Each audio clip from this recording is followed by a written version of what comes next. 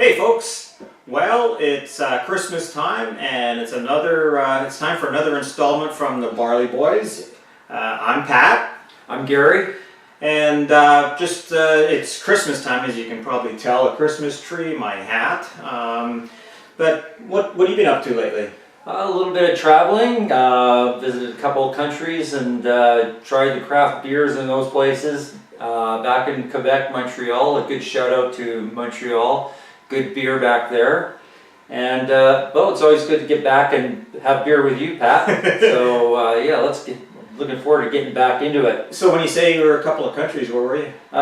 Went to Peru and been to Mexico and a little of Europe and still in Quebec, or in Quebec, Montreal. Yeah. So. Peru and Mexico to me don't seem like the logical places, or that the first thing that comes to mind is craft beer. Surprisingly, Peru has there's a few craft breweries in Lima and Arequipa, and actually quite good ones. So yeah, there's a up and coming craft brewery industry in Peru, and Mexico City. It's very popular there. It's caught on. So.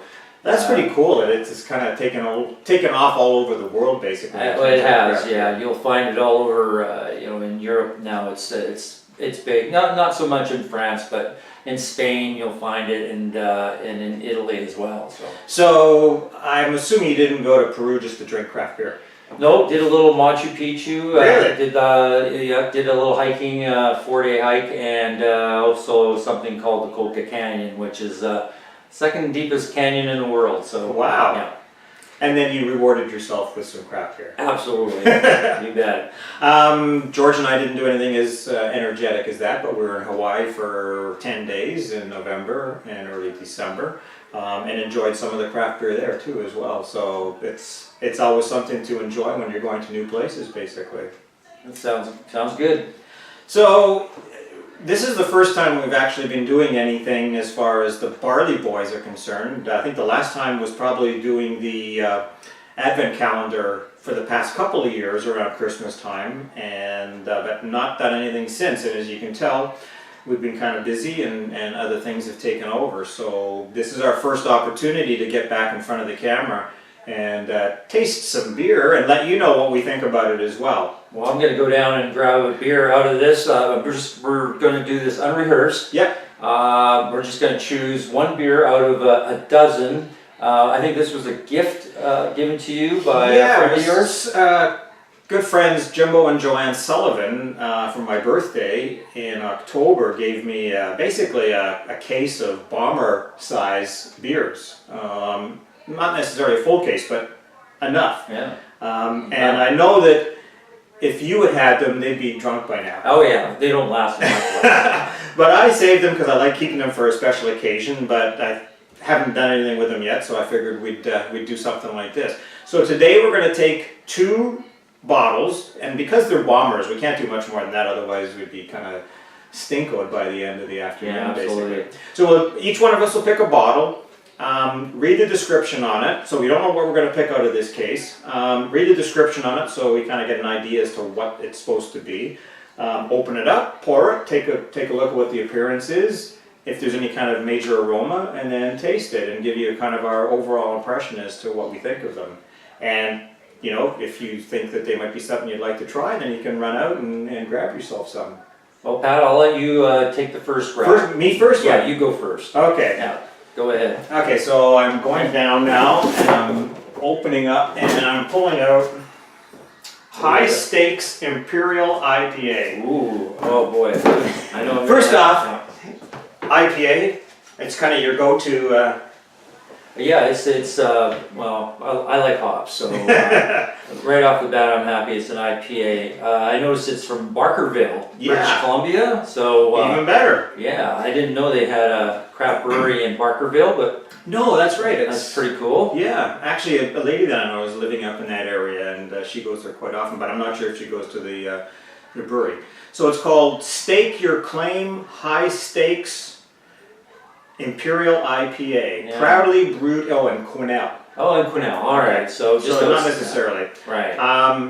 Now it says number 60, and I'm not sure what that means. Do they number? They're kind of like a. number 16. It is an 8.0 alcohol, so we're Wow. starting off with some high test Yeah. stuff. Well, it's got to be noon somewhere in the world. So. Okay, and what does it say? Anything? The gold mine you've been searching for, this 80 IBU. All right. Oh yeah, it's good. Mother load of kettle hops includes Columbus, Chinook, Cascade, followed by dry hopping with Amarillo, Citra, and wow. Yeah. Unfiltered Yeah. and Oh wow. unpasteurized and vegan. Yeah, vegan. Vegan. Oh well. I didn't realize you ate beer, but gluten free, man. Good. and as far as it's number 2 between 1 and 5, dark. So it's not overly dark, but mild to bold. It's a number 5 out of 5. All right. Well. So shall we pop the top? Yeah, let's go for it, man. Let's. Okay. Yeah, fill up that glass. It's unfiltered, so yeah. it should be probably a little cloudy. Yeah. And we won't finish these things Yeah. on camera. We'll do that after the camera's shut off. Quite fizzy, which usually not a big fan of high carbonation, but we'll. Yeah, good head on mine. I've got about almost 2 fingers ahead. Yeah, you getting any kind of citrus there? A little bit, not Grapefruit? overly. Yeah.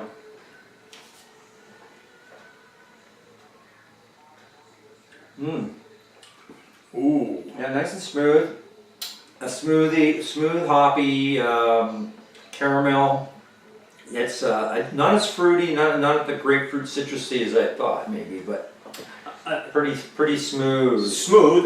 There is a bitterness to it. It's not like you Yeah. say. It doesn't have kind of the citrus notes to it. Really like it's got like a Yeah. full body too. Yeah. Kind of meaty. I'm more. I think I like the more citrusy, fruity kind of IPAs. I'm finding this one is more of the resiny, hoppier, like you say, with a bitter after It finish. on does, yeah. Yeah. Certainly not a lot of any kind of bitterness or burn as far as 8% alcohol. You wouldn't know that you're drinking 8%. No, you're right about that. But I think. There's other Imperial IPAs that I think maybe a little fruitier, a little smoother, less fizzy, that I would probably tend to go towards if I was to purchase an Okay. Imperial IPA myself. So, overall impression.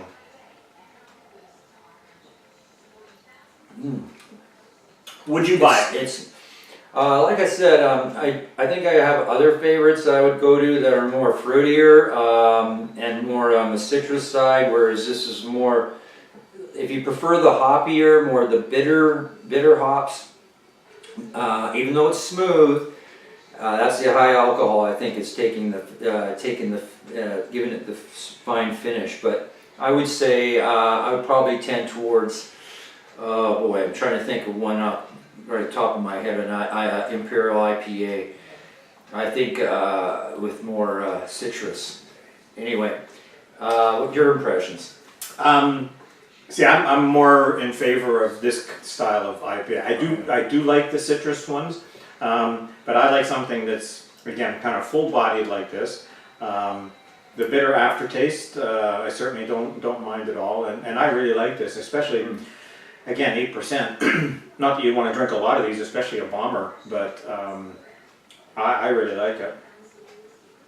Can't complain. No, I wouldn't complain either. No, if I was given this as a gift, oh yeah. I wouldn't have a problem with it. Okay. Would I buy it? Well, I don't know. I think there's, I already have my favorites out there. So Yeah, and the thing is, there's just so many to choose from, so exactly. why buy something that you're not necessarily overly enamored with? Right. I just realized, let's put this on the back burner. Yeah. I gotta get another 2 glasses because we don't want to ruin those ones. Yeah, we're not, and yeah, it's not in fine form to guzzle. No.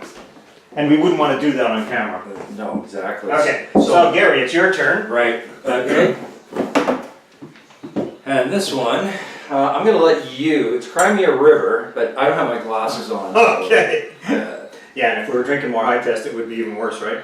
exactly. Cry me a river ghost. Or no, what are they? Is it Gose? Gose? Yeah, Gose. Gose? Gose. Yeah, I guess we should learn how to say that. we before. should if we're Yeah. going to be doing this, I think right? that's a German style beer. It is. Driftwood beer, Oh yeah, well they've got a good pedigree.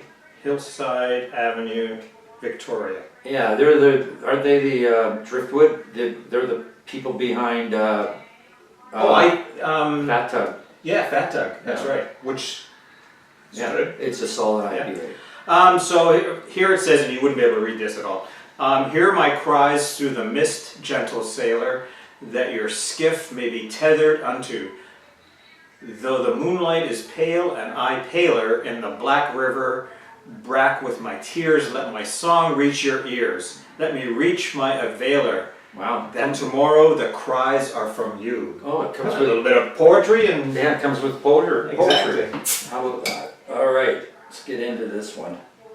I've seen Gose beers, but I've never ever gone that direction.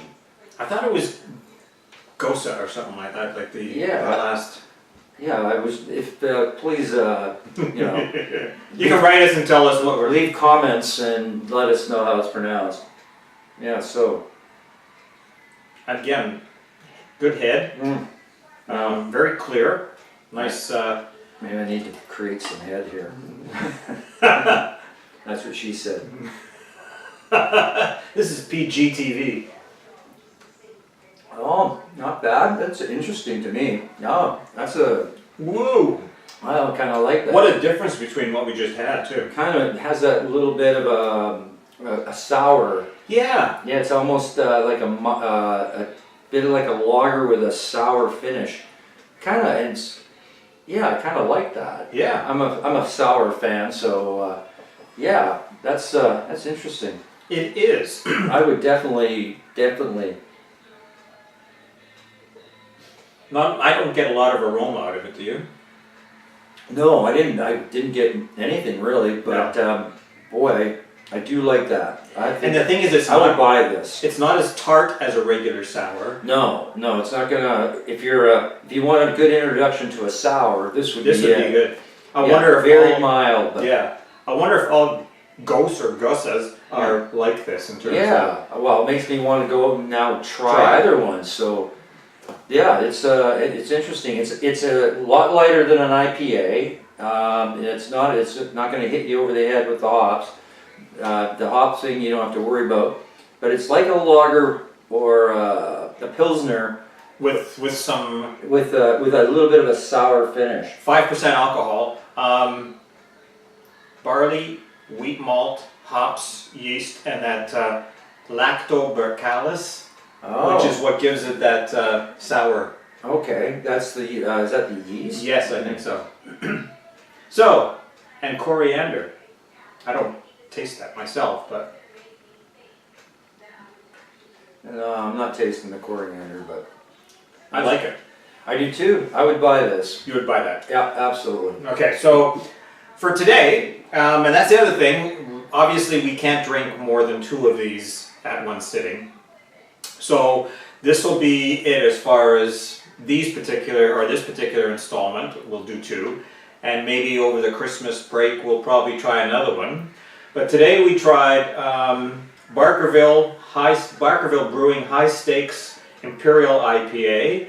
We got a thumbs up from myself and not a thumbs down, but not necessarily something that Gary would buy. I would say a less than enthusiastic thumbs up. Okay. And a Crimea River Gose. Both of which we both like. Absolutely, yeah. Kind of a sour kind of beer, but something that's really, it's different. It's not exactly the same as kind of drinking just an IPA or a Pilsner or whatever. Yeah. It's distinctive. Yeah, a lot of people you can pour that and you're not going to turn people off with this little bit of sour that's going on there. Yeah, it's kind of a lot of people don't like you said that. earlier, a nice way to introduce people to sours. Yeah, very very much so. Okay. Well, it was great, Pat. Yeah, good it was to get fun. back and drink some beer with you. And you have a great Christmas. You too, and Merry Christmas, Gary and Tina, and Merry Christmas to all you folks out there, because we won't be seeing you before Christmas, but Best to you and your families, okay? Enjoy. And drink craft beer. Yes, absolutely. Okay, see ya.